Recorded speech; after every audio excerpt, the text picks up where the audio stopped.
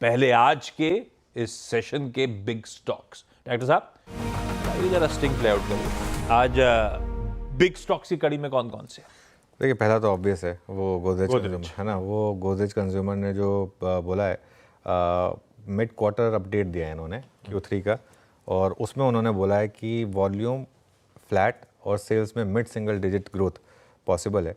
और उनका एक इम्पैक्ट है पाम ऑयल प्राइस बढ़ने का साबुन के पोर्टफोलियो पर।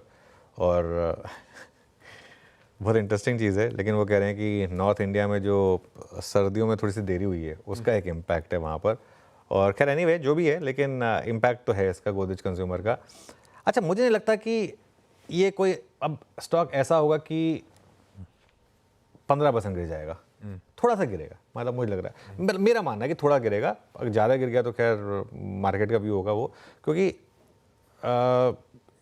वैल्यूएशन वाइज अब इतना महंगा नहीं रहेगा ये स्टॉक, लेकिन 5 से 6% के करीब गिरने का मुझे लग रहा है कि स्पेस है। लेकिन अगर उतना गिरे या उससे ज़्यादा गिरे तो फिर इंटरडे में बेचने का मतलब नहीं है इसको, क्योंकि उसके बाद आई थिंक आजकल सारा काम गैप अप या गैप डाउन में हो जाता है बड़े स्टॉक्स में, तो इसके लिए। लेकिन न्यूज़ ख़राब है, इसके लिए इसको रेड में लिया है।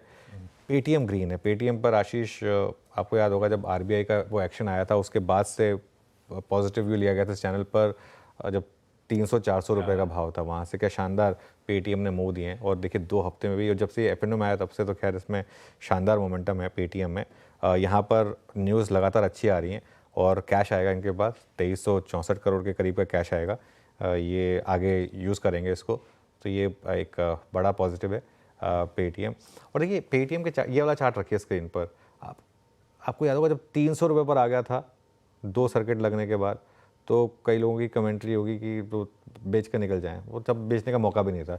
लेकिन वहाँ से इस स्टॉक ने आपको एक पहले 3-4 महीने कंसोलिडेट किया, उसके बाद एक वन वे रैली दिखाई है, क्योंकि वहाँ पर एक लॉजिकल मूव आया। उसके बाद से किस लेवल पर आप स्टॉक खरीदते हैं ये मैटर करता है।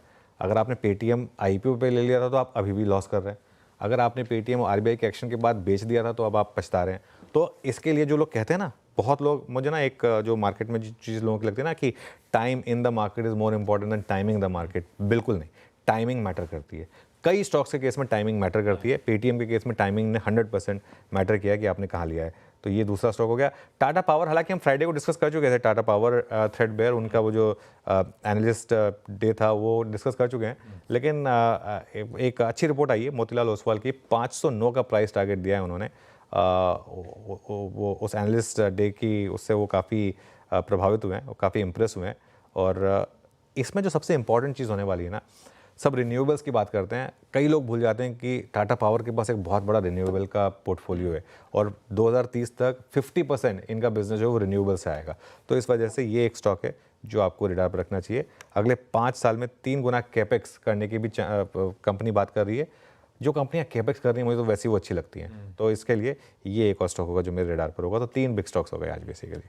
3 बिग स्टॉक्स हैं। गोदरेज कंज्यूमर अपनी दिक्कत भरे मिड क्वार्टर अपडेट के चलते, पेटीएम ने बढ़िया पेपे में स्टेक बेच दिया, उसका फायदा, और टाटा पावर फ्राइडे का रब ऑफ, ब्रोकरेजेस का थम्स अप आता हो उस एनालिस्ट डे के बाद, वो एग्रेसिव मैनेजमेंट के केपेक्स अपडेट के बाद आएंगे। सब पे बातचीत आगे शो में होगी, लेकिन ये रख लीजिए अपनी स्क्रीनशॉट आज के बिग स्टॉक्स का। अब बढ़ते हैं पैनल की तरफ, और डॉक्टर साहब लगे हाथ तो